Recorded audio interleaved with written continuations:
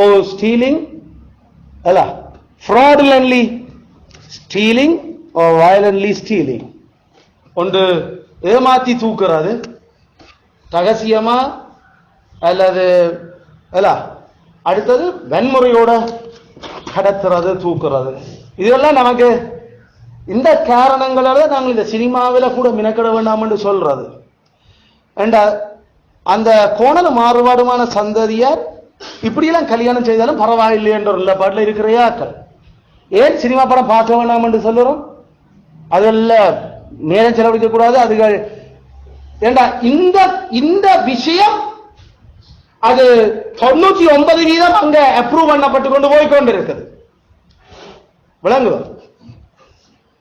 அதனால அது ஒன்று வலுக்கட்டாயமாக அல்லது வன்முறையோட, இது கேடுகட்ட பாவம். இது தாங்களே போய் சூஸ் பண்ணினதுக்கே கர்த்தர் அடிச்சாருண்டா, இது வலுக்கட்டாயமா பிள்ளைகளை பெற்றார்கிட்ட இருந்து களவெடுத்து கொண்டு போய் கல்யாணம் செய்விக்கிறது எவ்வளவு சிவிய பனிஷ்மெண்ட்டுக்குரியதாக மாறும்.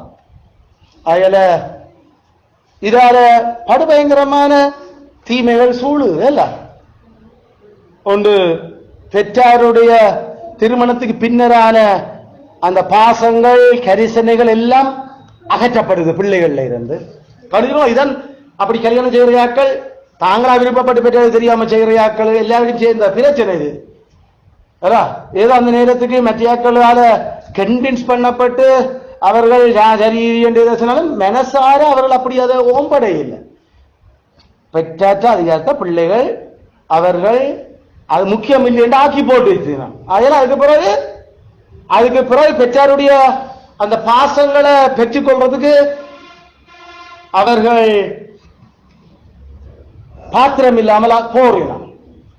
அல்லது பெற்றார் அதுக்கு பிறகு பிள்ளைகளுக்காக கொண்டிருக்கக்கூடிய எந்த சொத்துக்களையும் கொடுக்காம அல்லது அவர்கள் அதுல இருந்து அதை பிள்ளைகளுக்கு பயன்பளிக்க முடியாத ஒரு அவநிலைக்குள்ள பெற்றாரை தள்ளுகிறார்.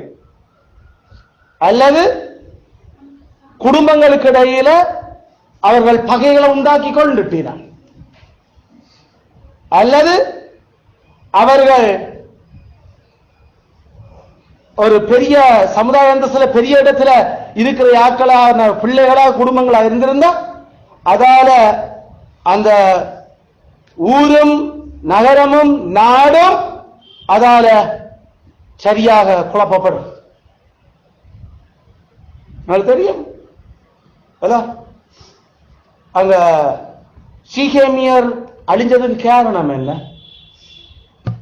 அந்த பெண்ணை தூக்கினது. ஜாக்கோப்புடைய மகளை சீகேம் தூக்கினது. அதான் களவன்னு சொல்லுறோம் நாங்கள். திருடினார். அவருக்கு விருப்பம், அவர் காதலிக்கிறதும் அவர் தூக்கினார். ஆமா, கடைசியில அந்த இனத்தை அழிக்க வச்சார். கொடுமையின் பட்டயம் தான் ரெண்டு பேரும், லேவியும் சிமியோன். ஆனா கடைசியில அந்த அவன் அந்த அந்த நாட்டினுடைய அந்த ஊரினுடைய அல்ல அந்த நகரத்தினுடைய ராஜாவும் மகன். கடைசியில ராஜா அந்த ஒரு கல்யாண விஷயத்தால முழு ஆம்பளைகளும் பொம்பளைகளும் எல்லாம் நாசமானது, சங்கரிக்கப்பட்டுச்சு. கவலம். அதனால ஒரு இந்த வலுக்கட்டாயமாக கல்யாணம் செய்விக்க பண்ணுறது, தூக்கி போட்டு பெற்றாற்ற சம்மத்தை கேட்க வாரது, இதுகளெல்லாம் படுபயங்கரமான அவல நிலைகளை அவர்களுக்கு மேல கொண்டு வருகிறது. தீனாலை அவர்கள் தூக்கி கொண்டு போனார்கள். ஆனால் சிஎம்ஏ அவன் தகப்பன் விட்டாரே, அங்க இருந்த முழு ஆம்பளைகளையும் பெண்களையும் ஆடு மாடுகள் எல்லாத்தையும் அவங்க சுட்டெரிச்சிட்டு போறாங்க. கர்த்தர் அப்படிப்பட்ட ஒரு கண்டன தீர்ப்பு அதுக்கு மேல வழங்கி இருந்தார். அதுல கவனம், பெற்றாட்ட சம்மதம் இல்லாம பெண்பிள பிள்ளைய கூட்டிக் கொண்டு போயிடாது. பெற்றாட்ட சம்மதம் இல்லாம ஒரு ஆம்பளை கல்யாணம் செய்யவும் போகிறார். இதை நாங்கள் விளங்கி கொள்ளுறோம். அதுதான் ஆதியாகமம் 34 சொல்லு. ஐயே, இது வரலாற்றையும் எங்களுக்கு கிரீஷியன்ஸும் ட்ரோயன்ஸும் அந்த ரெண்டு பேரும் ட்ரோய் அழிக்கப்பட்டதுக்கு காரணமும் இதுதான். வரலாற்றில் Troy, TROY, Troy. Why Troy was destroyed? கிரேக்கர்களுக்கும் அந்த ட்ராய் நகரத்தாக்களுக்கு நடந்த அந்த பிரச்சனை கடைசியில ட்ராய் பெரும் அந்த கிரேக்க சாம்ராஜ்யத்துக்கு எதிராக இருந்த பெரும் ராஜ்யம் அது. ஆனா ஒரு கலியாட இப்படி தூக்குன விஷயத்தான் கடைசியில நாசமானது. கர்த்தர் வேதத்திலையும் காட்டியிருக்கிறார், வேதத்துக்கு வழியில வரலாறுலையும் காட்டுறார். பெரிய இடத்து சமுதாயத்தை உயர்ந்த இடத்தாக்கள் கவனம் இந்த மாதிரியான விஷயங்களை கை வைக்கிறது. ஏனென்றா பெரிய இடத்தாக்களே முன்மாதிரியாக இருக்க வேண்டிய வரங்கள் கூடுமையாக்களே இப்படிப்பட்ட பிழையான உதாரணங்களை காட்ட வழி கேட்டா அது படுமையான பிரச்சனையாக வரங்கள்ல புறஞ்சியாக்களுக்கு மேல.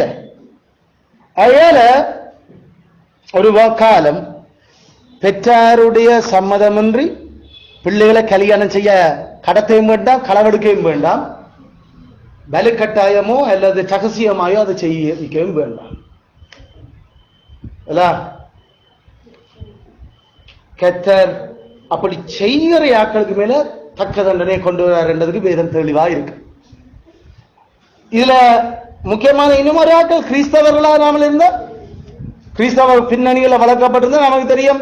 கர்த்தர் ஆசீர்வதிக்கணும் சரியான யோசனையா இருப்போம், கடவுள் ஆசீர்வதிக்கணும் இந்த கல்யாணத்தை. அதனால போதகர் மாதிரி சரியான கவனமா இருக்கணும், யாருக்கு கல்யாணம் செய்து வைக்கிறோம் என்றது. பெற்றாருடைய சம்மதம் இல்லாம போதகர் மாதிரி கல்யாணம் செய்விக்க இயலாது.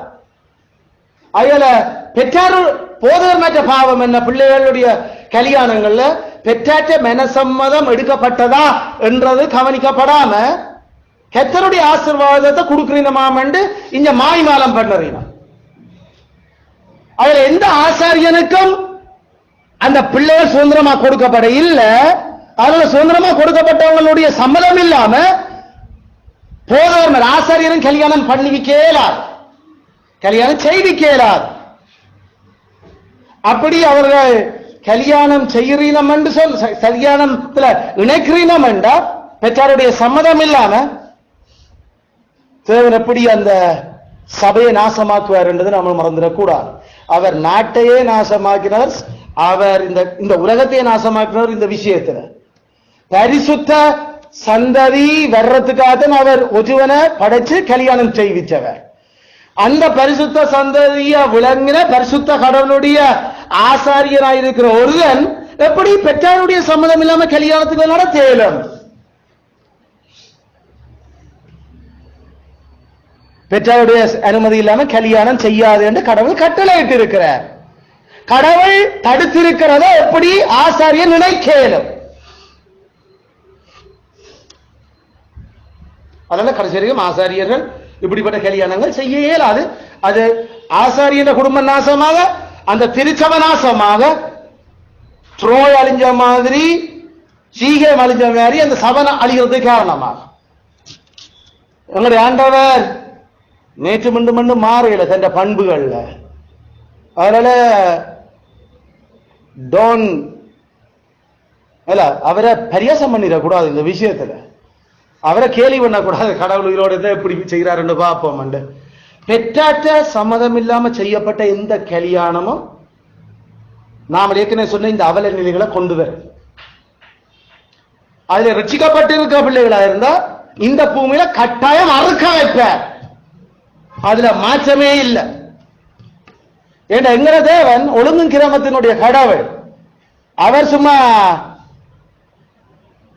தேவர்கள் இல்லாத தேவர்களை கொண்டிருக்கிற புறஜாதிகளுடைய கல்லும் மண்ணும் மரமும் வெள்ளியும் பொன்னும் இல்ல, இரும்பும் இல்லை. அவர் உயிரோடு இருக்கிற உண்மையான ஒரே கடவுள்.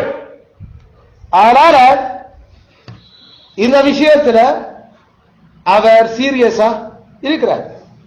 கன்சென்ட் ஆஃப் பேரண்ட்ஸ் எப்பவும் மறக்க வேண்டாம். பிள்ளை திருமணத்துக்கு பெற்றாருடைய மனசம்மதம் தெரியலையா?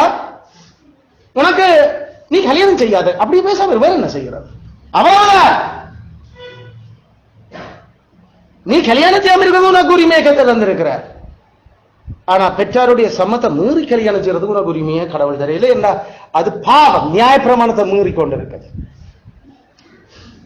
அதனால எந்த தேவத்தியான ஆசாரியர்களும் வேதத்தினுடைய இந்த உயிர்த்துணரப்பட்ட அந்த சத்தியங்களால தடுக்கப்படுறீனம் பெற்றாருடைய சம்மதம் இல்லாம கல்யாணம் செய்ய வந்து நிற்கிறவருக்கும் அயல கவனம். எதிர்காலத்தில் எந்த போதர்மாரும் கல்யாணத்தை அவர்கள் செய்கிறீனமோ எப்பயுமே பார்க்க வேண்டியது தாய் தகப்பன்ற சம்மதம் இருக்குது. அப்படி இல்லாட்டி கல்யாணம் செய்யலாது. பெற்றாருடைய சம்மதத்துக்கு இசைய வச்சு அவர்கள் கல்யாணம் செய்விக்க பண்ணலாம். அது ஆசாரியனுக்கு கடவுள் கொடுத்திருக்கிற அதிகாரம். ஆனா பெற்றாருடைய சம்மதம் இல்லாம ஒரு நாளும் ஆசாரியனும் அரசனும் பிள்ளைகளை கல்யாணம் செய்யலாம். அதான் அதை வடிவா கொட்டையெழுத்துல எழுதி வச்சிடுவோம். தயவு செய்து without parental consent, no the government, no the priest, no the children themselves can marry. கல்யாணம் பண்ணலாம்.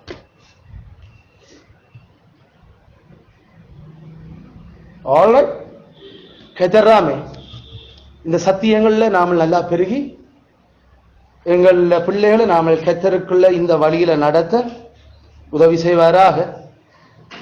பிள்ளைகள் சின்ன வயசுலேருந்து பெற்றாற்ற சம்மதம் எடுத்துத்தான் எல்லா வேலைகளையும் செய்ய பழக்கி இருந்தா பெற்றார் நம்பிக்கையோடு இருக்கலாம். கல்யாண விஷயத்திலும் பெற்றாற்ற சம்மதத்தோடு தான் பிள்ளை கல்யாணம் செய்யும்.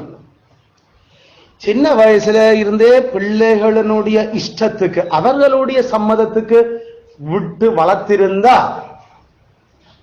நீ ஒரு காலம் பெற்றார் நினைச்சு கொண்டிருக்கல இந்த சம்மதத்துக்கு பிள்ளை கல்யாணம் செய்யுமா? அங்கதான் பிரச்சனையே இருக்குது. அதில பெற்றார் கவனம். பிள்ளைகளை சிறு வயதிலிருந்தே அவர்களுடைய இஷ்டத்துக்கு வளர்க்க வேண்டாம். தந்த இஷ்டத்துக்கு விடப்பட்ட பிள்ளை பெற்றாருக்கு வெக்கத்தை உண்டு பண்ணும்.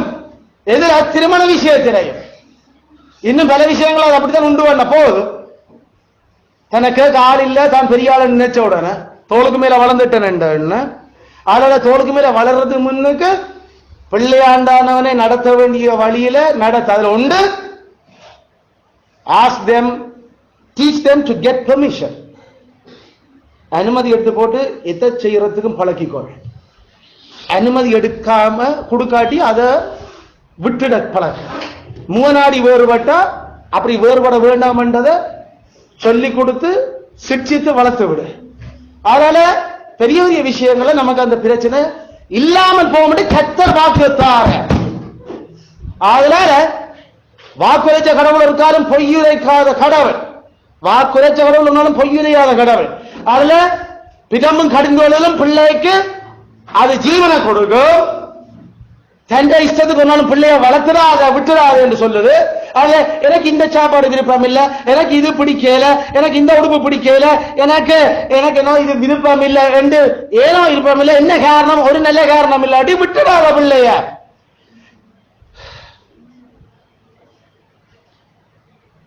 அதனால அந்த உடுப்பு, குளிக்கிறது, படிப்பு, விளையாட்டு, சாப்பாடு, அந்த சின்ன சின்ன விஷயங்கள்ல இருந்து பிள்ளைய அதனுடைய இஷ்டத்துக்கு விட்டுடாத. வளர வளர பிள்ளை பெற்றாட்ட இஷ்டத்துக்குலாம் நிற்க தொடங்கும். அதில் நாம அதில் சரியான கவனமா இருப்போம். பெற்றாரில் எச்சரிக்காது, கத்தட்ட வாக்குறுதியில நம்பிக்கையா இருந்து நாங்கள் கத்தருக்குள்ள பிள்ளைகளை வளர்த்தா ஒரு காலம் எங்களுடைய நம்பிக்கை வீண் போகாது என்று வேதம் சொல்லுது. அதனால அது கல்யாணத்துல தேவபக்தி இல்லாத பொம்பளைகளை கல்யாணம் செய்யவோ அல்லது தேவபக்தி இல்லாத ஆடவர்களை கல்யாணம் செய்யவோ அல்லது நாங்கள் வேதபூர்வமாக பல நன்மையும் அவசியமான முடிவுகளை எடுத்த அந்த ஆடவனையோ மங்கியோ நாமல் காட்டேக்கள் அதுகள் நன்றாக விளக்கி கொண்டு கீழ்ப்படுகிறதுக்கு கத்தர் அவர்களுடைய ஆவியில நம்ம பட்ட பிரயாசங்களுக்கான பலனை தருவார். ஆமென். கத்தர் ஆமே எங்கள் பிள்ளைகளோடாக திருமணத்தினோட